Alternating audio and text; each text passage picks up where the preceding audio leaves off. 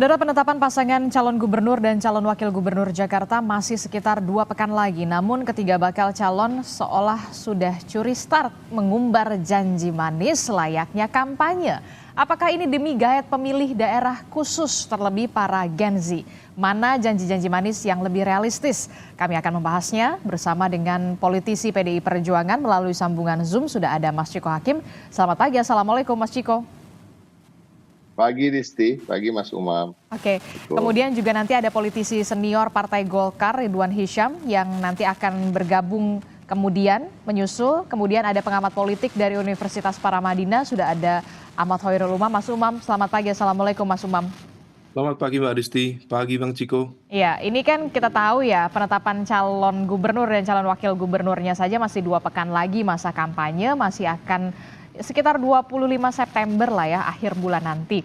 Tapi saya sudah melihat nih, 3 bakal calon ini sudah men-spill tipis-tipis lah ibaratnya ya, program-program janji-janji yang nanti akan diutarakan pada saat masa kampanye. Saya ke Mas Ciko. Mas Ciko, tadi saya mendengar pada saat paket sebelumnya ini Mas Pram juga menyinggung soal JIS. Kemudian Dharma Pongrekun juga menyinggung soal JIS. Ini lagi dua-dua ini lagi untuk berusaha menggayat kaum-kaum The Jack atau bagaimana nih?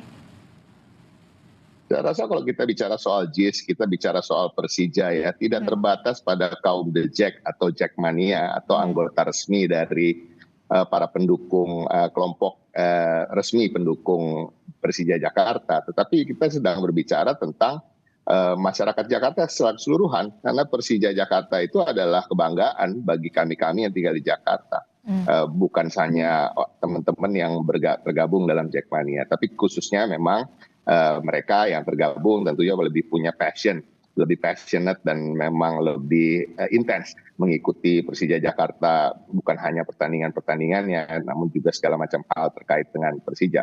Dan ini suatu hal yang wajar di setiap kota, bukan hanya di Indonesia, bahkan di luar negeri sekalipun, kebanggaan bagi atau ikon bagi sebuah daerah itu tentunya salah satunya ada klub sepak bolanya atau klub olahraga lainnya. Dan saya rasa legacy yang baik sudah ditinggalkan oleh Mas Anies, yaitu Jakarta International Stadium. Itu betul-betul harus kita rawat, kita jaga, dan kita coba untuk merealisasikan apa yang sudah dijanjikan oleh Mas Anies sebelumnya. Ini masuk dalam program prioritasnya Pramono Rano? JIS, tentu salah satunya. Semuanya prioritas. Nah, ini juga yang harus kita tekankan, bahwa banyak yang mengatakan, oh prioritas banjir dan macet. Tidak. Jakarta ini problematikanya beragam. Kompleks. Tidak semua orang terkena banjir, tidak semua orang terkena macet. Artinya banjir, macet, dan yang lain yang dimana masyarakat yang lain yang tidak terkena keduanya, tapi tentunya punya masalah-masalah dan problem yang lain. Dan ini artinya kami memprioritaskan banyak hal terkait dengan Jakarta dan tidak semudah itu untuk bisa menaruh 1-2 menjadi program yang diutamakan. Nah, JIS tentunya juga, dan kita sedang mencari formula yang tepat untuk bagaimana Pemprov bisa bekerja sama dengan Persija Jakarta dan juga Jackmania untuk mengelola JIS. Jadi kami mungkin berbeda dengan apa yang disampaikan oleh Pongrekun Dharma yang terkait dengan membebaskan sewa. Justru kami ingin ada kerjasama yang komprehensif, jangka panjang, di mana nanti bersama-sama Pemprov, Persija, dan Jackmania memikirkan untuk bisa menggelorakan JIS sebagai home base bagi Persija, tapi selain itu juga untuk juga bagaimana caranya mendapatkan pemasukan dan juga menggeliatkan ekonomi teman-teman dari Jackmania. Jadi kita mungkin akan membangun corner di sana di mana kita bisa membeli merchandise dari Persija Jakarta. Ini terjadi di seluruh dunia juga, seperti Mas Pram pernah menyampaikan pada suatu kesempatan.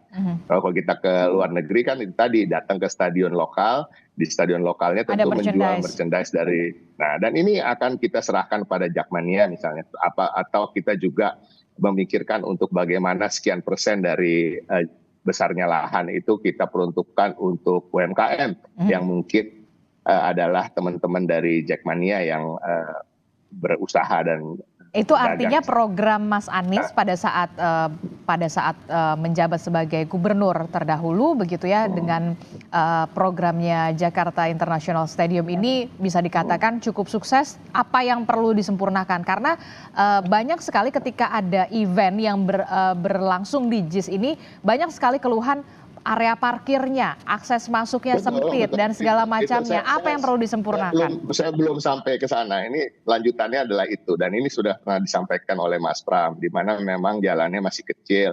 Artinya selain kita merealisasikan apa yang sudah menjadi janji dari Pak Anies, tentu kita menyempurnakan.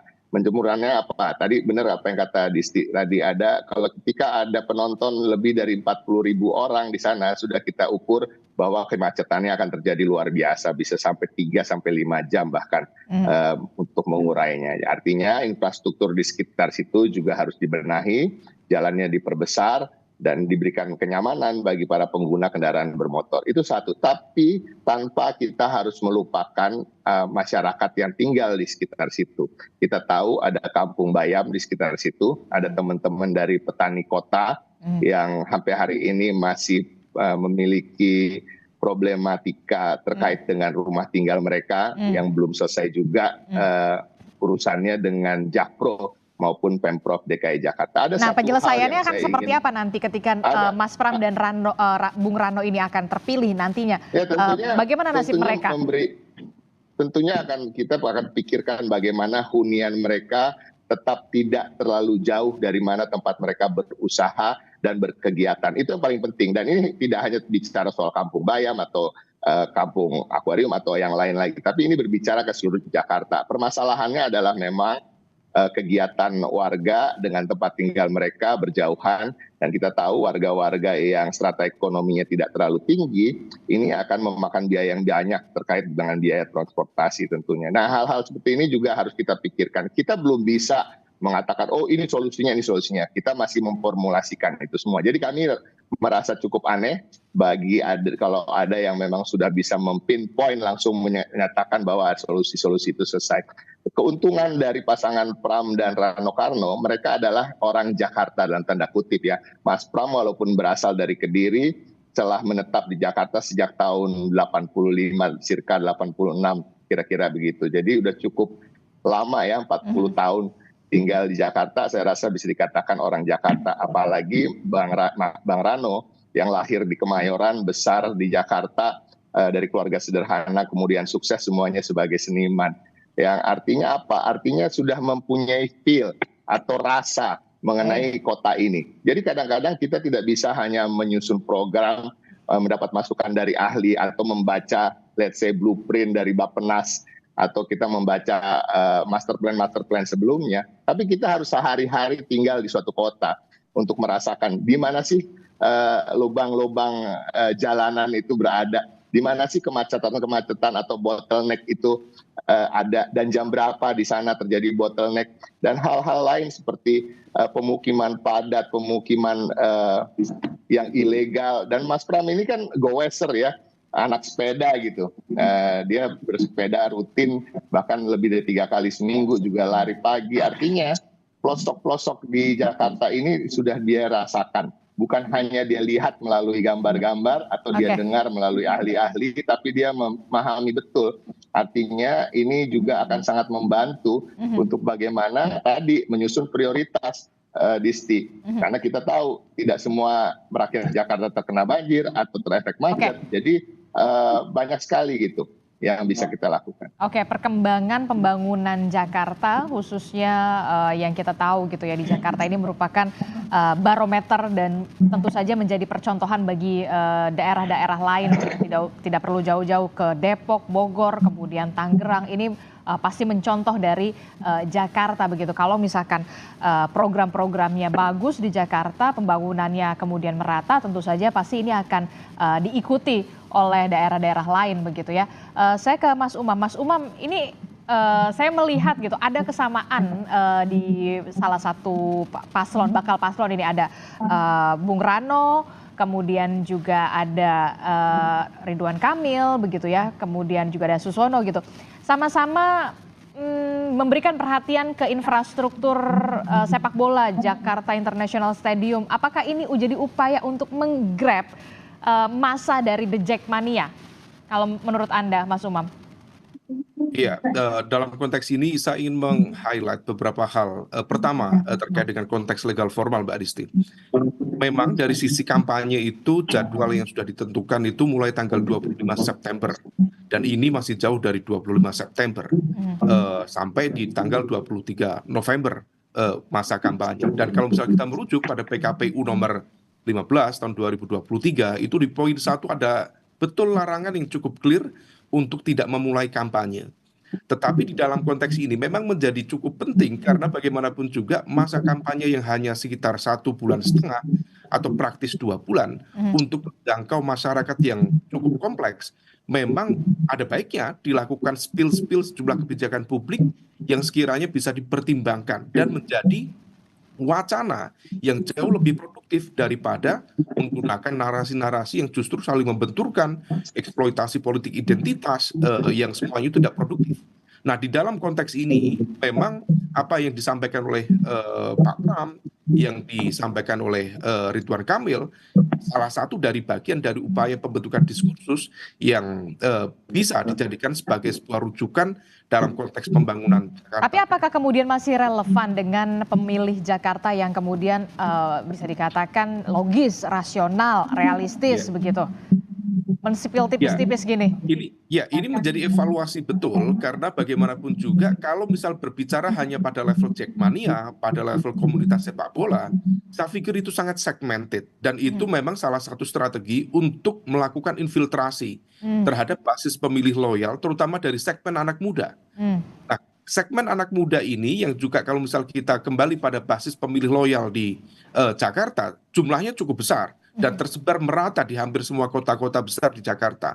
Tetapi yang terpenting dalam konteks pembangunan megapolitan seperti Jakarta, yang terpenting bukan semata-mata soal bagaimana penggunaan sarana olahraga dan sebagainya, tetapi lebih pada konteks isu sosial ekonomi, tentang pengangguran, tentang pendidikan, tentang bagaimana kemudian mengoptimalkan jumlah anak-anak muda yang jumlahnya sekian banyak, tetapi kemudian tidak terserap dunia lapangan kerja. Nah, hal ini yang harusnya nanti betul-betul menjadi concern. Kampanye bukan hanya sekedar kemudian memberikan janji-janji, tetapi bagaimana solusi alternatif yang bisa diberikan.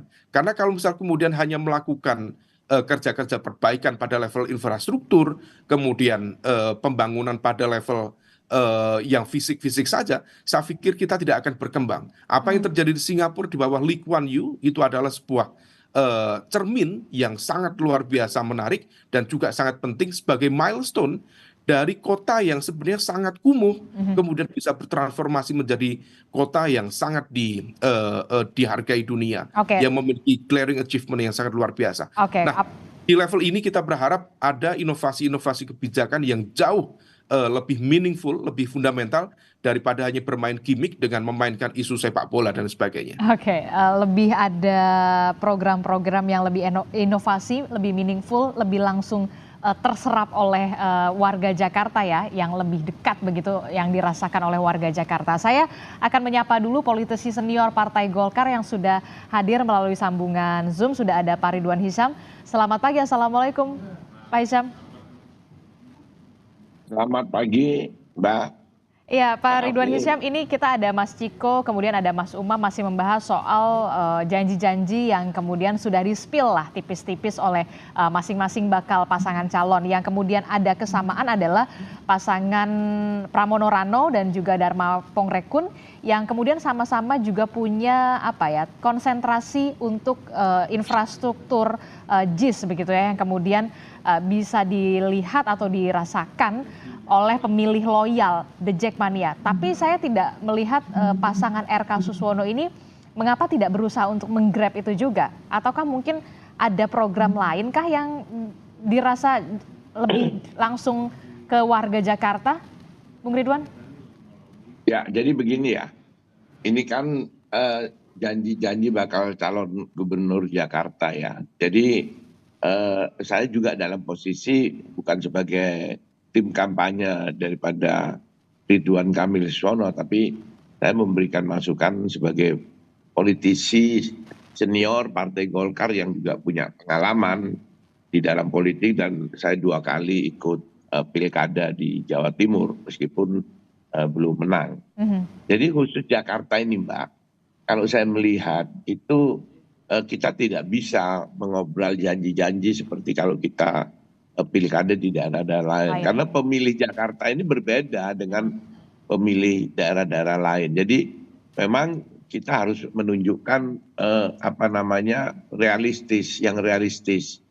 Nah sehingga kalau saya melihat ini pasangan Ridwan Kamil Yuswono ini adalah pasangan yang sudah penuh dengan pengalaman. Karena Ridwan Kamil ini kan sudah pernah memimpin satu kota, ya meskipun bukan kota terbesar, kota Bandung, habis itu menjadi gubernur Jawa Barat.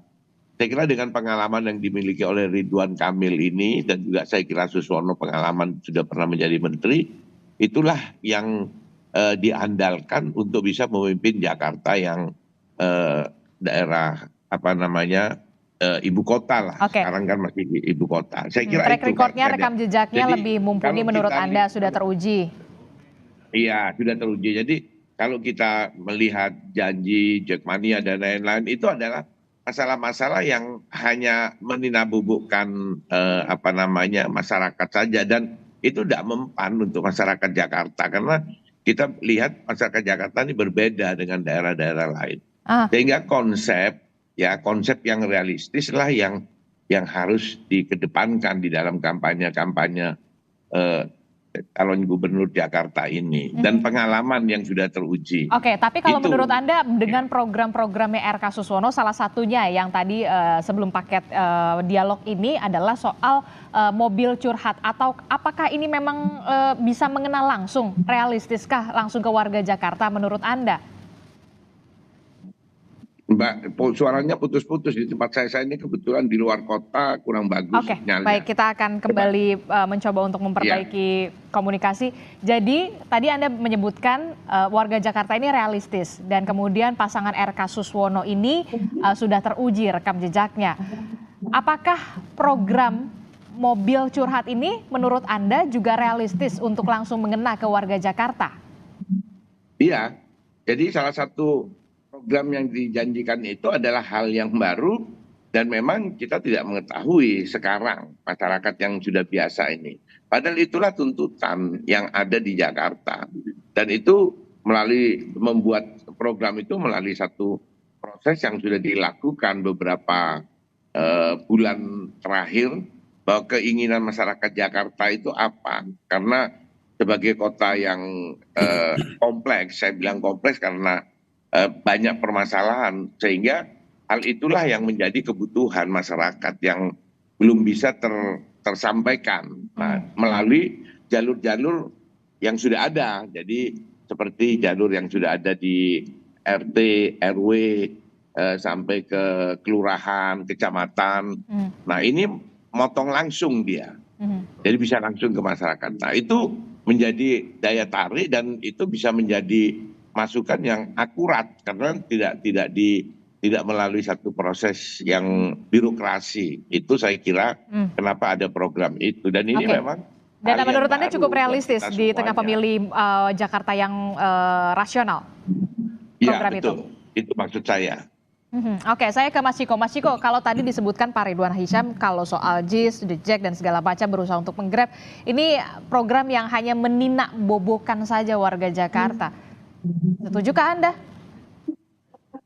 Ya enggak dong, kan kita bicara soal program itu bukan hanya satu. Kami tidak, kan ini tadi Disti menanyakan saya terkait dengan JIS, terkait dengan Jackmania. Lalu saya jawab, kalau soal Jackmania dan JIS tentunya kami punya program. Nah ini juga saya rasa perlu juga dipikirkan oleh paslon-paslon lain, karena kita itu suatu keniscayaan bahwa Persija Jakarta adalah kebanggaan warga Jakarta, khususnya anak Jakarta. Seperti saya misalnya, saya ini lahir besar di Jakarta. Kebetulan kakek saya, bapak dari ibu saya adalah mantan ketua umum Persija. di tahun 50-an. Jadi Persija itu sangat dekat dengan saya dan juga keluarga besar. Walaupun kami bukan bagian dari Jackmania. Tapi karena kami orang Jakarta, anak Jakarta, tentunya kami akan selalu mendukung Persija. Dan Persija adalah kebanggaan bagi kami. Jadi bukan program Nina Bobo ya? Bukan dong, itu hanya Mas Ciko? ya kan soal Jackmania, soal Persija, soal JIS. Ya kami punya program soal itu. Artinya ketika Disti menanyakan program tentang Jackmania, JIS, dan Persija yang juga menjadi kebanggaan atau ikon kota Jakarta, tentunya setiap paslon saya rasa harus punya program terkait itu dan tidak bisa tidak. Gitu. Jadi kalau Disti mau nanyain soal apa lagi? Soal keamanan warga Jakarta. Oh iya, nanti kita akan bahas di segmen selanjutnya. Ya, jadi artinya kita nggak bisa bilang bahwa satu program itu tidak penting, yang lain tidak penting. Kalau kita bicara soal mobil curhat misalnya, saya juga mengapresiasi ada program seperti itu, tapi rasa-rasanya mobil curhat atau aplikasi curhat itu rasa-rasanya bukan suatu yang baru ya, Disti. Itu sudah pernah dilakukan oleh Basuki Cahayapurnama kalau tidak salah. Bukan itu aja, saya punya anak kecil yang saya juga punya pegang aplikasi yang namanya Dok itulah ya, toko kesehatan, dan kita bisa bicara dengan dokter dan psikolog. Saya rasa itu juga ada di dalam aplikasi itu, kita bisa bicara dengan psikolog, psikiater, dan lain-lain. Jadi tentu kita apresiasi, tentunya semua mempunyai program-program yang baik, nanti biar masyarakat yang menilai mana yang masyarakat rasa adalah prioritas bagi mereka masing-masing. Tentunya kita juga harus menyadari prioritas dari setiap segmen atau elemen di masyarakat itu berbeda. Kita ada prioritas bagi penggemar sepak bola, ada prioritas bagi Gen Z, ada prioritas bagi Gen milenial, ada prioritas bagi manusia-manusia seusia saya. Gitu. Jadi ini yang dan juga tempat tinggal mereka pun berbeda-beda. Nanti saya sampaikan, tidak semua orang terkena banjir, tidak semua orang terkena macet. Oke, masalah Jakarta ini kita tahu lah kompleks sekali. Harus menjadi prioritas. Ya. Masalah Jakarta ini kompleks sekali walaupun sudah tidak lagi menjadi ibu kota, dan logika elektoralnya juga agak berbeda dengan daerah-daerah lain seperti tadi yang disebutkan oleh Pak Ridwan Hisyam. Karena kita tahu di Jakarta ini pemilihnya ini adalah pemilih yang rasional, realistis. Apakah kemudian adu gimmick ini akan tetap bisa terjual atau memang adu gagasanlah yang sebaiknya harus ditonjolkan di Pilkada Jakarta ini? Tapi nanti kita akan bahas usai jeda. Tetaplah bersama kami di Sapa Indonesia Pagi.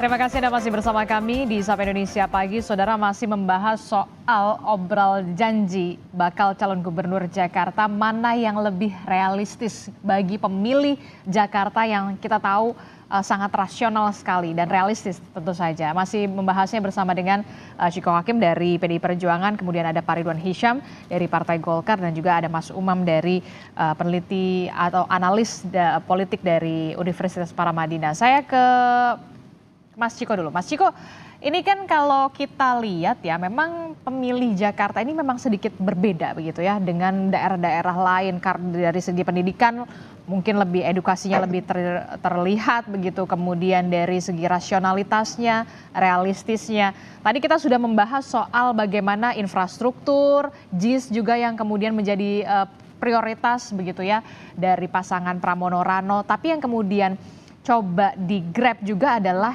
ceruk pemilih muda. Salah satunya mungkin The Jack juga salah satunya. Tapi pemilih muda yang kita tahu angka lapangan pekerjaan ini sudah semakin tipis juga. PHK sudah di mana-mana begitu. Gelombang PHK tidak bisa kita tutup. Nah, apa yang kemudian ditawarkan oleh pasangan Pramono Rano soal ini? Oke, Disti. Jadi gini, kalau pemilih muda ini kan nggak jauh-jauh dengan tadi yang disampaikan, lapangan pekerjaan. Mereka mungkin pendidikannya cukup tinggi di Jakarta, kita harus akui bahwa tingkat kelulusan SLTA maupun perguruan tinggi itu cukup tinggi. Bahkan tingkat kelulusan SLTA itu 70% ke atas kalau tidak salah, berbeda dengan rata-rata seluruh Indonesia, yaitu masih tingkat SMP. Nah, ini artinya juga di mana masyarakat Jakarta banyak yang membutuhkan pekerjaan, dan pekerjaan-pekerjaan yang levelnya tidak terlalu rendah, apalagi untuk yang lulusan perguruan tinggi. Nah, kita bicara soal menciptakan lapangan kerja, tentunya tidak harus selalu bekerja di perusahaan. Kita bicara soal menjadi pegiat UMKM misalnya, untuk menjadi entrepreneur. Nah, salah satu yang menjadi prioritas bagi pekerjaan-pekerjaan baru terkait dengan being an entrepreneur atau menggiatkan UMKM, tentunya di era sekarang itu kita memerlukan koneksi internet yang cepat. Itu nomor satu. Selain koneksi internet yang cepat, kita juga membutuhkan keberadaan signal itu dan meminimalisir blind spot. Nah, harapan kita tentunya bagaimana Jakarta bisa menjadi kota metropolitan seperti umumnya di dunia. Kita nggak usah jauh-jauh, yang paling dekat aja di Singapura. Agak sulit bagi kita untuk mendapatkan blind spot ya, di mana-mana signalnya baik, di mana-mana koneksinya sangat baik. Dan ini sangat dibutuhkan karena sekarang kita tahu kalau kita mau berusaha apapun itu adalah ketersambungan terkait dengan komunikasi dan hal-hal yang kalau kita bicara soal usaha tentunya ada e-commerce dan lain-lain. Ini tentunya akan menjadi prioritas.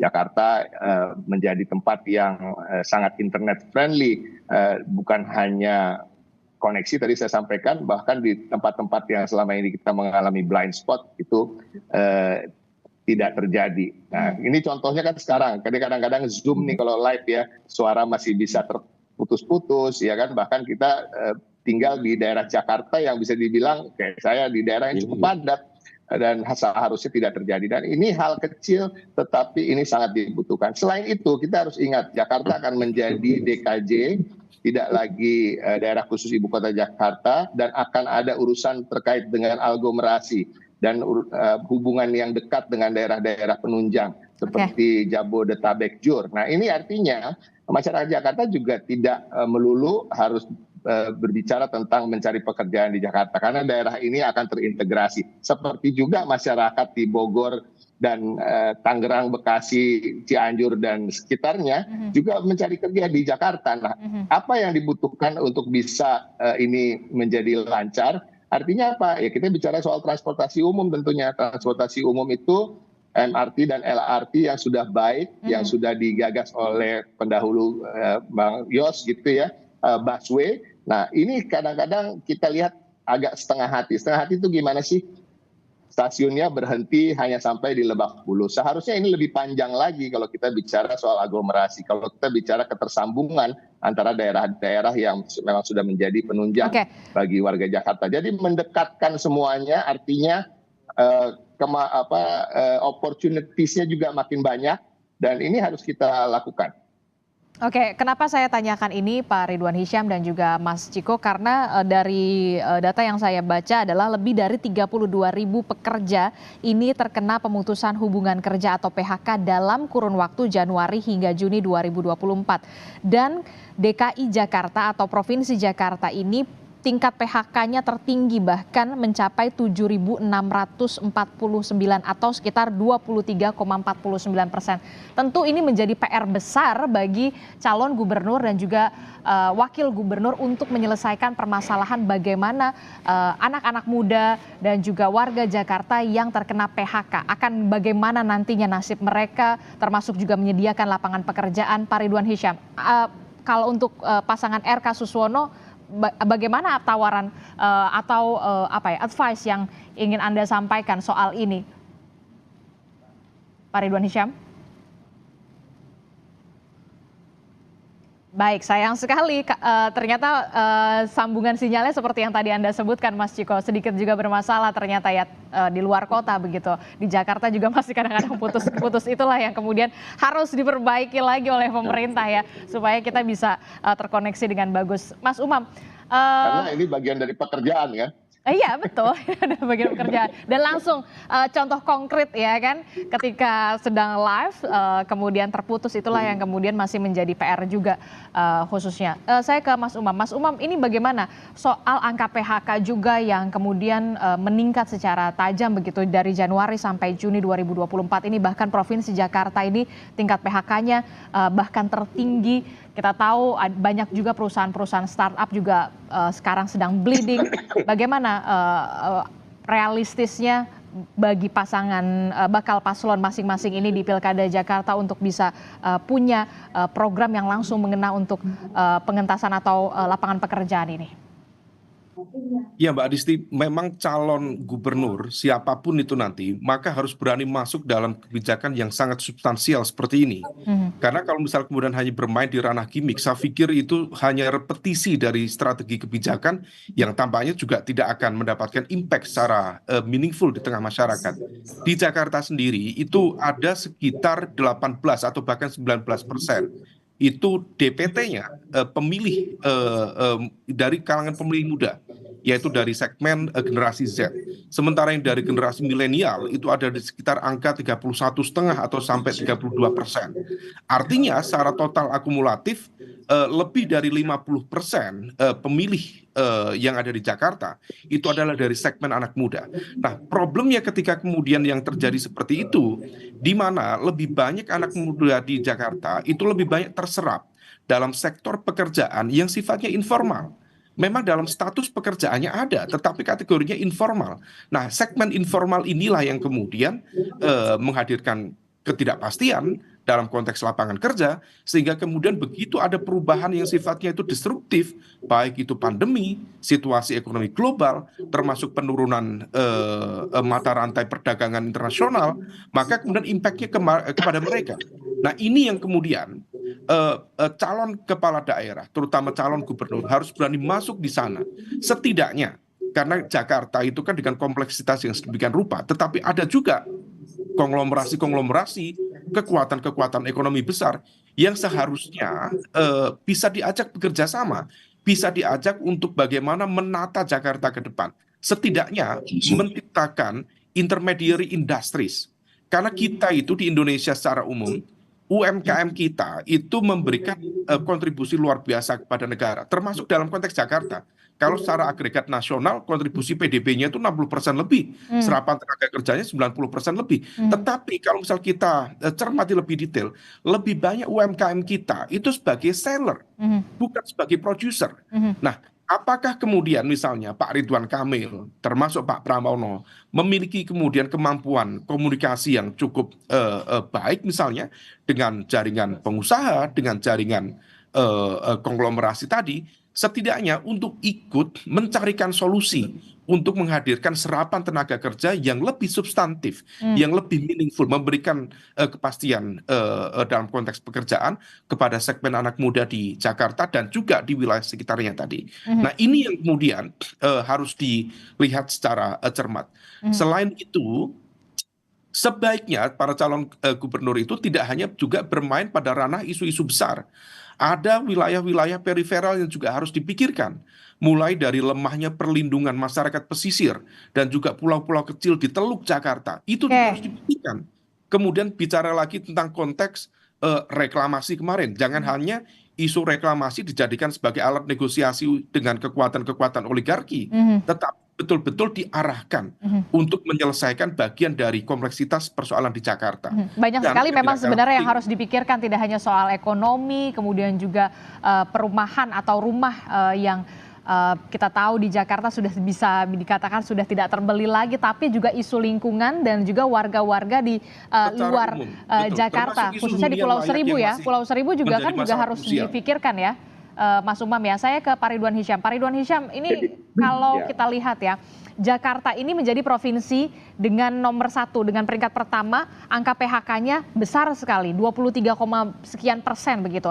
Apa yang bisa ditawarkan RK Suswono untuk bisa menyelesaikan permasalahan gelombang PHK untuk menciptakan lapangan pekerjaan? Memang klise lah ya, khususnya untuk anak muda. Begini, masalah lapangan pekerjaan tenaga kerja ini tidak bisa dikaitkan hanya dengan Jakarta saja, karena ini terkait dengan kebijakan pemerintah secara nasional. Saya kebetulan di Komisi 7 yang bidangi perindustrian juga, masalah industri. Industri tekstil ini kan sekarang tenaga kerjanya gede-gedean ini. Nah, dan itu berdampak di Jakarta karena dia di sekitar Jakarta kan. Nah, jadi kebijakan nasional, kebijakan pemerintah itu juga mempengaruhi Jakarta. Jadi tidak bisa itu dikaitkan hanya kepada gubernur Jakarta. Nah, yang mau saya katakan di sini adalah kebetulan 2 orang, Pak Ridwan Kamil Suswono dan Mas Pram dan Dul ini adalah orang yang sudah berpengalaman, dia sudah punya jejak rekam yang baik. Mas Pram saya kira sama-sama di DPR sampai 2 kali dia jadi menteri, begitu juga Ridwan Kamil, Suswono, Cak Dul juga, Sidul juga pernah jadi apa namanya wagub ya di Banten. Jadi pengalamannya sudah bagus itu. Tinggal masalahnya sekarang adalah 2 orang ini ya garis tangan lah siapa yang nanti yang menjadi gubernur. Tidak Jadi hanya sekedar kita garis tangan, tapi juga gagasannya juga harus ditunggu dong, Pak Ridwan Hisyam. Betul. Jadi gagasannya memang dengan pengalaman-pengalaman yang ada, saya yakin karena begini Mbak ya, kita ini pengalaman bagaimana kita melihat pada saat kampanye gubernur atau wali kota, bupati dan lain, malah sampai presiden, Bu. Itu semuanya hanya janji-janji, makanya inilah yang menjadikan masyarakat menjadi masalah. Sebaiknya memang kita melihat orang. Jadi orang ini kita lihat jejak rekamnya. Itu. Terus yang kedua masalah peraturan-peraturan. Nah peraturan kalau di Jakarta ya perda itu dibuat. Tapi itu karena Jakarta ini tidak bisa terlepas dari yang namanya negara. Karena kita belum bicara ada IKN ya, kita masih bicara masalah Jakarta itu ibu kota yang berada langsung di pemerintahan, di ibu kota pemerintahan. Nah inilah yang mempengaruhi. Tapi saya yakin 2 calon ini, kan saya lihat 2 calon ya, saya tidak melihat yang Tapi kita juga harus lihat calon gubernur dari independen karena juga dia punya gagasan yang juga kita bisa lihat juga cukup. Kalau saya ya, Mbak ya, kalau untuk Jakarta, kalau hanya sekedar gagasan, dia tidak punya jejak rekam, saya kurang pas. Nah, jadi saya bukan menyepelekan independen, bukan, tapi saya memang melihat Jakarta beda dengan daerah-daerah lain. Oleh karena itu kenapa kami di Golkar dan terkait dengan Kim itu mencari orang yang punya rekam jejak. Itulah yang ini. Kalau masalah gagasan ini 2 teman saya anak ITB semua, ini hebat. Baik. Baik. Kan? Terakhir saya ke Mas Umam. Mas Umam terakhir di Pilkada Jakarta ini, apakah Anda masih melihat adu gimmick ini masih laku dalam tanda kutip dibandingkan dengan adu gagasan di tengah pemilih Jakarta yang kita tahu rasional dan juga realistis? Laku dan tidaknya tentu bergantung pada tingkat literasi dari masyarakat kita, terutama dari segmen pemilih Jakarta. Memang per hari ini segmen masyarakat Jakarta lebih banyak didominasi oleh mereka dengan akses informasi yang jauh lebih terbuka. Tetapi sekali lagi dengan tingkat literasi yang juga tentu masih problematik ya, isu-isu gimmick dalam konteks tertentu masih cukup dimakan, dikonsumsi oleh pemilih kita. Nah ini yang kemudian menjadi tugas bersama, bukan hanya dari kalangan masyarakat sipil, tetapi juga betul tadi, kalau misal memang punya pengalaman yang baik, punya rekam jejak kepemimpinan dan juga menjadi produsen dalam konteks kebijakan publik yang baik, seharusnya yang dikeluarkan bukan sekedar gimmick, bukan sekedar mobil curhat, tetapi apa langkah-langkah solutif terhadap problem-problem prioritas yang dimiliki oleh Jakarta. Dengan itu kita bisa melihat pertarungan gagasan, kemudian bagaimana perdebatan yang lebih substansial, dan kalau misal itu bisa terjadi, saya pikir Pilkada Jakarta akan menjadi kiblat yang sangat baik dalam konteks penciptaan local good governance dalam ruang demokrasi lokal. Baik, kita akan tunggu bagaimana janji-janji manis ini nanti akan segera direalisasikan jika bakal pasangan calon jagoannya Mas Ciko, ada Bung Rano, Mas Pram, kemudian juga ada dari Pak Ridwan ini ada Pak RK dan juga Suswono. Ini kita akan lihat termasuk juga Dharma Pongrekun. Jadi jangan hanya sekedar janji-janji manis saja, tapi juga harus direalisasikan karena janji adalah hutang yang harus dibayar. Terima kasih Mas Ciko, Pak Ridwan Hisyam telah bergabung bersama kami. Mas Umam terima kasih. Assalamualaikum, sehat selalu, selamat pagi Bapak-Bapak.